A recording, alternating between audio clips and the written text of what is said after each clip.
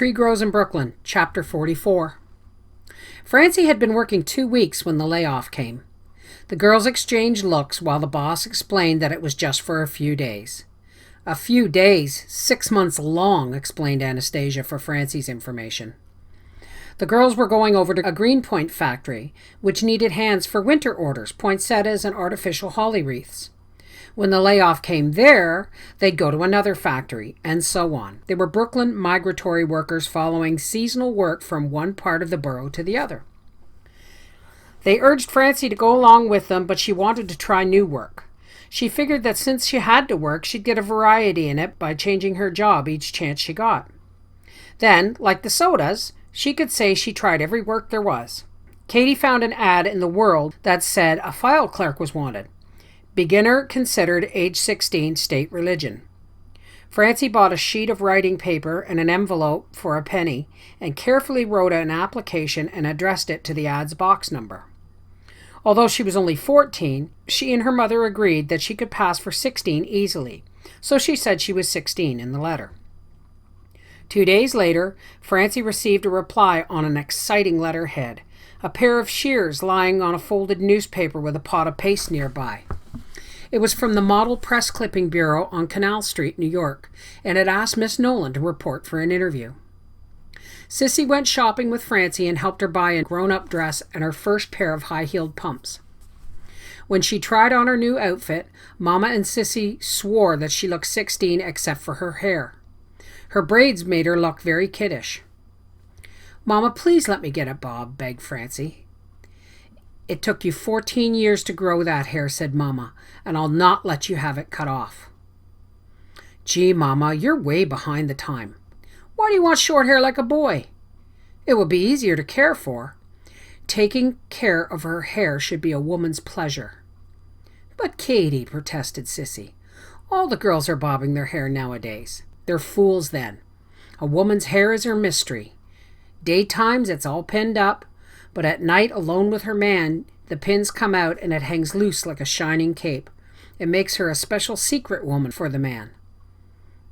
"At night, all cats are gray," said Sissy wickedly. "None of your remarks," said Katie sharply. "I'd look just like Irene Castle if I had short hair," persisted Francie. "They make Jew women cut off their hair when they marry so no other man will look at them. Nuns get their hair cut off to prove they're done with men. Why should any young girl do it when she doesn't have to?" Francie was about to reply when Mama said, "We'll have no more arguments." "All right," said Francie, "but when I'm 18, I'll be my own boss. Then you'll see." "When you're 18, you could shave your scalp for all I care. In the meantime..." She wound Francie's 2 heavy braids around her head and pinned them in place with bone hairpins which she took from her own hair. "There," she stepped back and surveyed her daughter. "It looks just like a shining crown," she announced dramatically. "It does make her look at least 18, conceded Sissy. Francie looked in the mirror. She was pleased that she had looked so old the way Mama had fixed her hair, but she wouldn't give in and say so. "All my life I'll have headaches carrying this load of hair around," she complained. "Lucky you if that's all that gives you a life of headaches," said Mama. Next morning, Neely escorted his sister to New York. As the train came onto the Williamsburg Bridge after leaving Marcy Avenue Station, Francie noticed that many people seated in the car rose as if in accord and then sat down. "Why do they do that, Neely?" "Just as you get on the Brooklyn Bridge, there's a bank with a big clock. People stand up to look at the time so they know whether they'll be early or late for work. I bet you 1,000,000 people look at that clock every day," figured Neely. Francie had anticipated a thrill when she rode over that bridge for the first time. But the ride wasn't half as thrilling as wearing grown-up clothes for the first time. The interview was short. She was hired on trial. Hours 9 to 5:30. Half an hour for lunch. Salary $7 a week to start. First, the boss took her on a tour of inspection of the Press Clipping Bureau. 10 readers sat at long sloping desks. The newspapers of all the states were divided among them. The papers poured into the bureau every hour of every day from every city and every state of the Union. The girls marked and boxed the items sought and put down their total and then their own identifying number on the top of the front page. The marked papers were collected and brought to the printer. who had a hand press containing an adjustable date apparatus and racks of slugs before her. She adjusted the newspaper's date on the press, inserted the slug containing the name, city, and state of the newspaper, and printed as many slips as there were items marked. Then the slips and newspaper went to the cutter, who stood before a large slanting desk and slashed out the marked items with a sharp curved knife. In spite of the letterhead, there wasn't a pair of shears on the premises. As the cutter slashed out the items, throwing discarded paper to the floor, a sea of newspaper rose as high as her waist each 15 minutes. A man collected this waste paper and took it away for baling. The clipped items and slips were turned over to the paster, who affixed the clippings to the slips. Then they were filed, collected, and placed in envelopes and mailed. Francie got on the filing system very easy. In 2 weeks, she had memorized the 2,000 or so names or headings on the file box. Then she was put into training as a reader. For 2 more weeks, she did nothing but study the client's cards, which were more detailed than the file box headings. When an informal examination proved that she had memorized the orders, she was given the Oklahoma papers to read. The boss went over her papers before they went to the cutter and pointed out her mistakes. When she got expert enough not to need checking, the Pennsylvania papers were added. Soon after, she was given the New York State papers and now had 3 states to read. By the end of August, she was reading more papers and marking more items than any other reader in the bureau. She was fresh to the work, anxious to please, and had strong eyes. She was the only reader not wearing glasses, and had developed a photographic eye very quickly. She could take in an item at a glance and note immediately whether it was something to mark. She read between 180 and 200 newspapers a day. The best reader averaged from 100 to 110 papers. Yes, Francie was the fastest reader in the bureau, and the poorest paid. Although she had been raised to $10 a week when she went on reading, her runner-up received $25 a week, and the other readers received $20. Since Francie never became friendly enough with the other girls to be taken into their confidence, she had no way of knowing how grossly underpaid she was. Although Francie liked reading newspapers and was proud to earn $10 a week, she was not happy. She had been excited about going to work in New York. Since such a tiny thing as a flower in a brown bowl at the library had thrilled her so, she expected that the great city of New York would thrill her 100 times more. But it was not so. The bridge had been the first disappointment. Looking at it from the roof of her house, she had thought that crossing it would make her feel like a gossamer-winged fairy flying through the air. But the actual ride over the bridge was no different than the ride over the Brooklyn streets. The bridge was paved in sidewalks and traffic roads like the streets of Broadway, and the tracks were the same tracks. There was no different feeling about the train as it went over the bridge. New York was disappointing. The buildings were higher and the crowds thicker. Otherwise, it was little different from Brooklyn. From now on, would all new things be disappointing, she wondered. She had often studied the map of the United States and crossed its plains and mountains, deserts and rivers in her imagination. And it had seemed a wonderful thing. Now she wondered whether she'd be disappointed in that, too. Supposing, she thought, she was to walk across this great country. She'd start out at 7 in the morning, say, and walked westward. She'd put one foot down in front of the other to cover distance, and as she walked to the west, she'd be so busy with her feet and with the realization that her footsteps were a part of a chain that had started in Brooklyn, that she might think nothing at all of the mountains, rivers, plains, and deserts she came upon.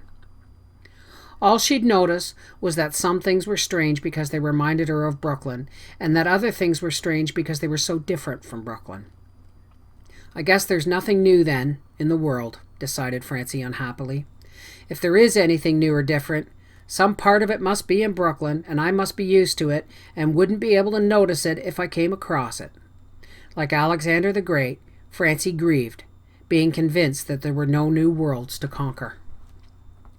She adapted herself to the split-second rhythm of the New Yorker going to and from work. Getting to the office was a nervous ordeal. If she arrived 1 minute before 9, she was a free person.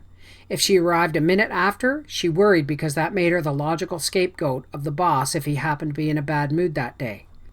So she learned ways of conserving bits of seconds. Long before the train ground to a stop at her station, she pushed her way to the door to be one of the first expelled when it slid open. Out of the train she ran like a deer, circling the crowd to be the first up the stairs leading to the street. Walking to the office, she kept close to the building so she could turn corners sharply. She crossed streets kitty-corner to save stepping on and off an extra pair of curbs. At the building, she shoved her way into the elevator even though the elevator operator yelled, "Car's full," and all this maneuvering to arrive 1 minute before instead of after 9. Once she left home 10 minutes earlier to have more time. In spite of no need to hurry, she still pushed her way out of the train, flew up the steps, rushed through the streets economically, and crowded into a full elevator. She was 15 minutes early. The big room was echoingly empty, and she felt desolate and lost. When the other workers rushed in seconds before 9, Francie felt like a traitor. The next morning, she slept 10 minutes longer and returned to her original timing. She was the only Brooklyn girl in the bureau. The others came from Manhattan, Hoboken, the Bronx, and one commuted from Bayonne, New Jersey. 2 of the oldest readers there, sisters, had originally come from Ohio. The first day Francie worked at the bureau, one of the sisters said to her, "You have a Brooklyn accent." It sounded like a shocked accusation and made Francie self-conscious of her speech. She took to pronouncing words carefully, lest she say things like "goyle" for girl and "appointment" for instead of appointment. Then there were but 2 people in the bureau to whom she could talk to without embarrassment. One was the boss manager. He was a Harvard graduate, and in spite of a broad A which he used indiscriminately, his speech was plain and his vocabulary less affected than those of the readers, most of whom had graduated from high school and picked up an extensive vocabulary from years of reading. The other person was Miss Armstrong, who was the only other college graduate. Miss Armstrong was the special city reader. Her desk was isolated in the choicest corner of the room where there was a north and east window, the best light for reading. She read nothing but Chicago, Boston, Philadelphia, and New York City papers. A special messenger brought her each edition of the New York City newspapers soon after it left the presses. When her papers were read up, she didn't have to pitch in as the other readers did and help the girls who were behind. She crocheted or manicured her nails while waiting for the next edition. She was the highest paid, receiving $30 a week. Miss Armstrong was a kindly person, and she took a helpful interest in Francie and tried to draw her out in conversation so that she wouldn't feel lonely. Once in the washroom, Francie overheard a remark about Miss Armstrong being the boss's mistress. Francie had heard of but never seen one of those fabulous things. Immediately she examined Miss Armstrong closely as a mistress. She saw that Miss Armstrong wasn't pretty. Her face was long, almost simian, with its wide mouth and flat, thick nostrils, and her figure was merely passable. Francie looked at her legs. They were long, slender, and exquisitely molded. She wore the sheerest of flawless silk stockings, and expensively made high-heel pumps shod her beautifully arched feet. Beautiful legs, then, is the secret of being a mistress, concluded Francie. She looked down at her long, thin legs. "I'll never make it, I guess." Sighing, she resigned herself to a sinless life. There was a class system in the bureau engendered by the cutter, printer, paster, paper baler, and delivery boy. These workers, illiterate but sharp-witted, who for some reason called themselves the club, assumed that the better educated readers looked down on them. In retaliation, they stirred up as much trouble as possible among the readers. Francie's loyalties were divided. By background and education, she belonged to the club class, but by ability and intelligence, she belonged to the readers' class. The club was shrewd enough to feel the division in Francie and tried to use her as a go-between. They informed her of troublemaking office rumors, expecting that she would relay them to the readers and create dissension. But Francie wasn't friendly enough with the readers to exchange gossip with them, and the rumors died with her. So one day, when the cutter told her that Miss Armstrong was leaving in September, and that she, Francie, was to be promoted to the city reader job, Francie assumed this was to be a rumor invented to arouse jealousy among the readers, all of whom expected the city reading job when and if Miss Armstrong resigned. She thought it was preposterous that she, a girl of 14 with nothing but a grade school education, could be considered eligible to take over the work of a 30-year-old college graduate like Miss Armstrong. It was nearing the end of August, and Francie was worried because Mama hadn't mentioned anything about her going to high school. She wanted desperately to go back to school. All the years of talk about higher education she had heard from her mother, grandmother, and aunts not only made her anxious to get more education, but gave her an inferiority complex about her present lack of education. She remembered with affection the girls who had written in her autograph book. She wanted to be one of them again. They came out of the same life she did. They were no further along.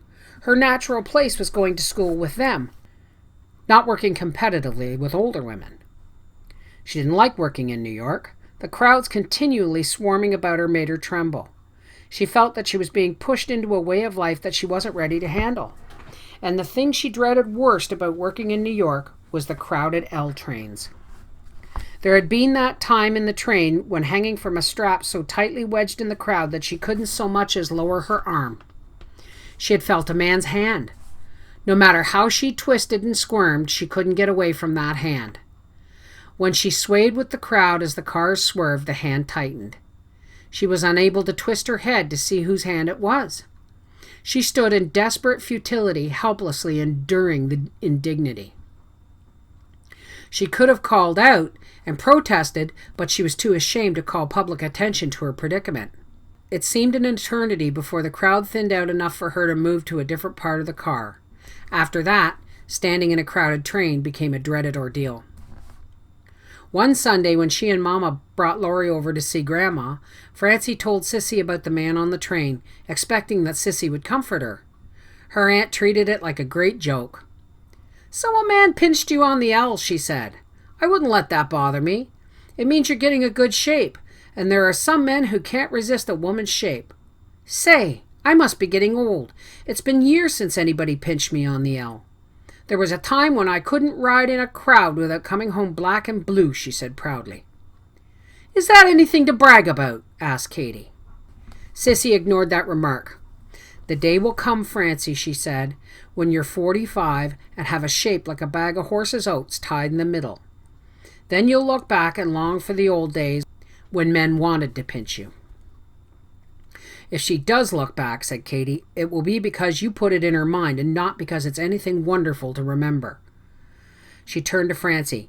"As for you, learn to stand in the train without holding on to a strap. Keep your hands down and keep a long, sharp pin in your pocket. If you feel a man's hand on you, you stick it good with the pin." Francie did as Mama said. She learned to keep her feet without holding to a strap. She kept her hand closed on a long, vicious pin in her coat pocket. She hoped someone would pinch her again. She hoped so that she could stab him with the pin. "It's all very well for Sissy to talk about shapes and men, but I don't like to be pinched in the back. And when I get to be 45, I certainly hope that I have something nicer to look back on and long for than being pinched by a stranger. Sissy ought to be ashamed. What's the matter with me, anyhow? Here I stand criticizing Sissy. Sissy who's been so darn good to me. I'm dissatisfied with my job when I should feel lucky having such interesting work. Imagine getting paid to read when I like to read so much anyhow. And everyone thinks New York is the most wonderful city in the world, and I can't even get to like New York. Seems like I'm the most dissatisfied person in the whole world. Oh, I wish I was young again when everything seemed so wonderful." Just before Labor Day, the boss called Francie into his private office and informed her that Miss Armstrong was leaving to be married. He cleared his throat and added that Miss Armstrong was marrying him, in fact. Francie's conception of a mistress broke and scattered. She had believed that men never married their mistresses, that they cast them aside like worn-out gloves. So Miss Armstrong was to become a wife instead of a worn-out glove. Well! "So we'll need a new city reader," the boss was saying. "Miss Armstrong herself suggested that we, try you out, Miss Nolan." Francie's heart jumped. She, city reader, the most coveted job in the bureau. There had been truth, then, in the club's rumors. Another preconceived idea gone. She had always assumed that all rumors were false. The boss planned to offer her $15 a week, figuring he'd get as good a reader as his future wife at half the salary. The girl should be tickled to death, too, a youngster like that. $15 a week? She said she was past 16. She looked 13. Of course, her age was none of his business as long as she was competent. The law couldn't touch him, hiring someone underage. All he'd have to say was that she deceived him as to her true age. "There's a little raise right along with the job," he said benignly. Francie smiled happily, and he worried. Have I put my foot in it, he thought. Maybe she didn't expect a raise. He covered his blunder hastily. "A small raise after we see how you work out." "I don't know," began Francie doubtfully. "She's over 16, decided the boss, and she's going to hold me up for a big raise." To forestall, he said, "We'll give you 15 a week starting," he hesitated. No use being too good-natured. "Starting the 1st of October. He leaned back in his chair, feeling as gracious as God himself. "I mean, I don't think I'll be here much longer." She's working me for more money, he thought. Aloud, he asked, "Why not?" "I'm going back to school after Labor Day, I think. I meant to tell you as soon as my plans were settled." "College?" "High school." "I'll have to put Pinsky on city," he thought. "She's getting 25 now. She'll expect 30, and I'm right back where I started. This Nolan is better than Pinsky, too. Damn Irma. Where does she get the idea that a woman shouldn't work after marriage? She could keep right on, keeping the money in the family. Buy a home with it." He spoke to Francie. "Oh, I'm sorry to hear that. Not that I don't approve of higher education, but I consider newspaper reading a darn fine education. It's a good, live, ever-growing contemporary education. While in school, it's merely books." "Dead books," he said contemptuously. "I'll have to talk it over with my mother." "By all means. Tell her what your boss said about education, and tell her I said," he closed his eyes and took the plunge, "that will pay you $20 a week starting the 1st of November. He shaved off a month. "That's an awful lot of money," she said in all honesty. "We believe in paying our workers well so they stick with us. And, Miss Nolan, please don't mention your future salary. It's more than anyone else is getting," he lied. "And if they found out..." He spread his hands in a gesture of futility. "You understand, no washroom gossip." Francie felt gracious as she set his mind at ease by assuring him that she'd never betray him in the washroom. The boss started to sign letters indicating that the interview was over. "That's all, Miss Nolan, and we must have your decision the day after Labor Day." "Yes, sir." $20 a week. Francie was stunned. 2 months ago, she was glad to earn $5 a week. Uncle Willie only earned 18 a week, and he was 40. Sissy's John was smart and earned but $22.50 a week. Few men in her neighborhood earned as much as 20 a week, and they had families too. With that money, our troubles would be over, thought Francie. We could pay rent on a 3-room flat somewhere. Mama wouldn't have to go out to work, and Laurie wouldn't be left alone so much. I guess I'd be mighty important if I could manage something like that. But I want to go back to school. She recalled the constant harping on education in the family. "Grandma, it will raise you up on the face of the earth." "Evie, each of my 3 children will get 3 diplomas." "Sissy, and when mother goes, pray God, not for a long time yet, and baby is big enough to start kindergarten, I'm going out to work again. And I'll bank my pay, and when little Sissy grows up, I'll put her in the best college there is." "Mama, and I don't want my children to have the same hard-working life I have. Education will fix it so that their lives are easier." "Still, it's such a good job," thought Francie. "That is, good right now, but my eyes will get worn out from the work. All the older readers have to wear glasses. Miss Armstrong said a reader's only as good as long as her eyes hold out. Those other readers were fast, too, when they first started, like me. But now their eyes. I must save my eyes, not read away from the job. If Mama knew I could get 20 a week, maybe she wouldn't send me back to school, and I couldn't blame her. We've been poor so long. Mama is very fair in all things, but this money might make her see things in a different way, and it wouldn't be her fault. I won't tell her about the raise until after she decides about school." Francie spoke to Mama about school, and Mama said yes, they'd have to talk about it. They'd talk about it right after supper that night. After finishing their supper coffee, Katie announced needlessly, since everybody knew it, that school was opening next week. "I want both of you to go to high school, but it's working out that only one of you can start this fall. I'm saving every cent I can out of your pay so that next year both of you will be back in school." She waited. She waited a long time. Neither of the children answered. "Well, don't you want to go to high school?" Francie's lips were stiff as she spoke. So much depended on Mama, and Francie wanted her words to make a good impression. "Yes, Mama, I want to go back to school more than I'll ever want anything in my life." "I don't want to go," said Neely. "Don't make me go back to school, Mama. I like to work, and I'm going to get a $2 raise the first of the year." "Don't you want to be a doctor?" "No, I want to be a broker and make lots of money like my bosses. I'll get on the stock market and make $1 million someday." "My son will be a great doctor." "How do you know? I might turn out like Dr. Hewler on Mauer Street, with an office in a basement flat and always wear a dirty shirt like him. Anyhow, I know enough. I don't need to go back to school." "Neely doesn't want to go back to school," said Katie. She spoke to Francie almost pleadingly. "You know what that means, Francie." Francie bit her lip. It wouldn't do to cry. She must keep calm. She must keep thinking clearly. "It means," said Mama, "that Neely has to go back to school." "I won't," cried Neely. "I won't go back no matter what you say. I'm working and earning money and I want to keep on. I'm somebody now with the fellers. If I go back to school, I'm just a punk kid again. Besides, you need my money, Mama. We don't want to be poor again." "You'll go back to school," announced Katie quietly. "Francie's money will be enough." "Why do you make him go to school when he doesn't want to?" cried Francie. "And keep me out of school when I want to go so much?" "Yeah," agreed Neely. "Because if I don't make him, he'll never go back," said Mama.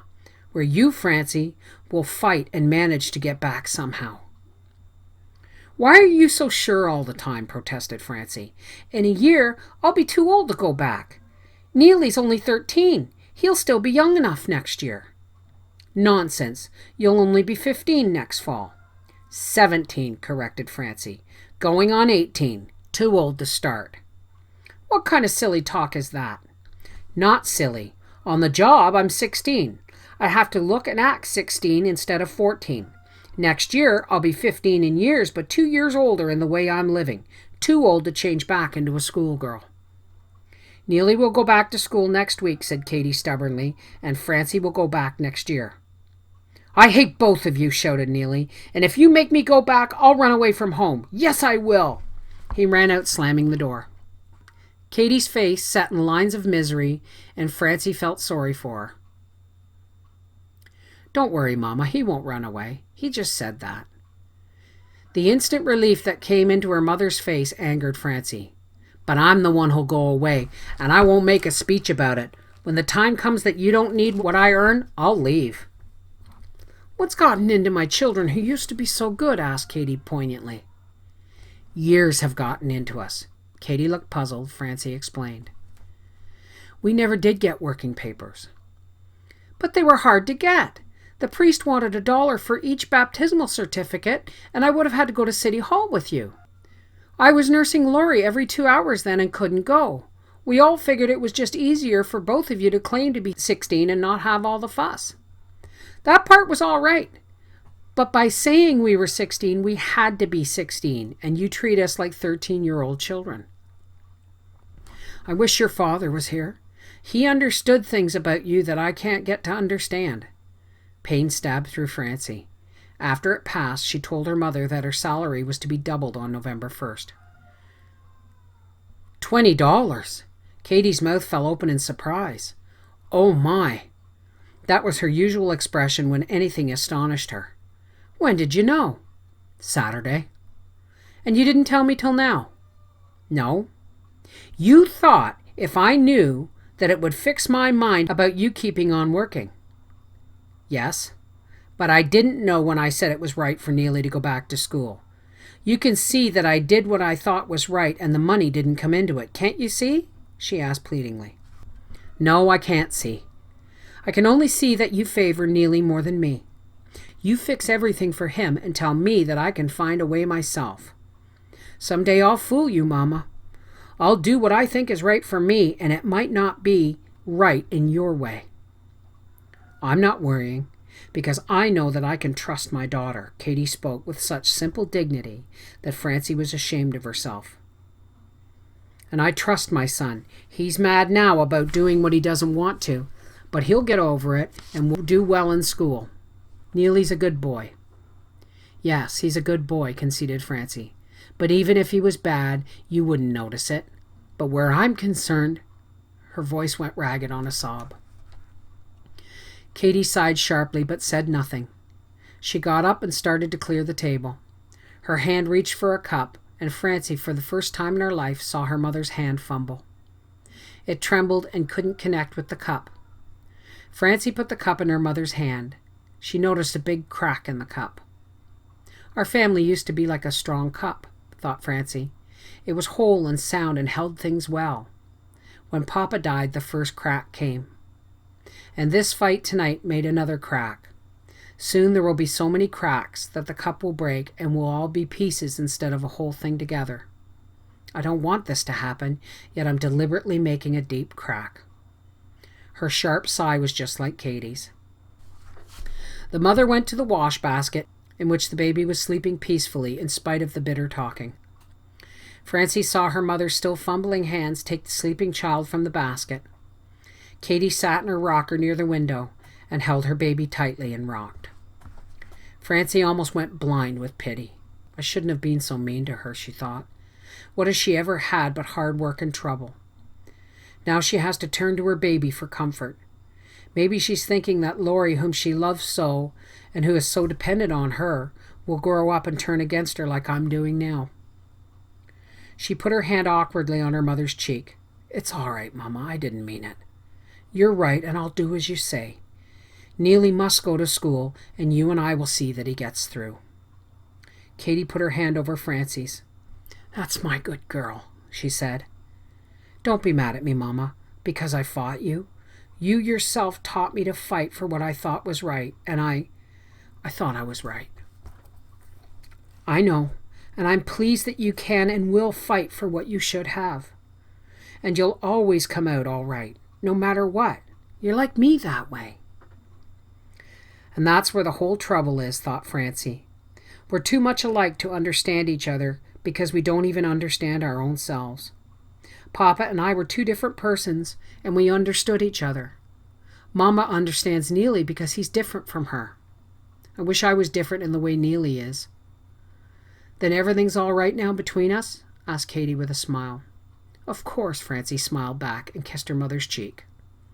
But in their secret hearts, each knew that it wasn't all right and would never be all right between them again.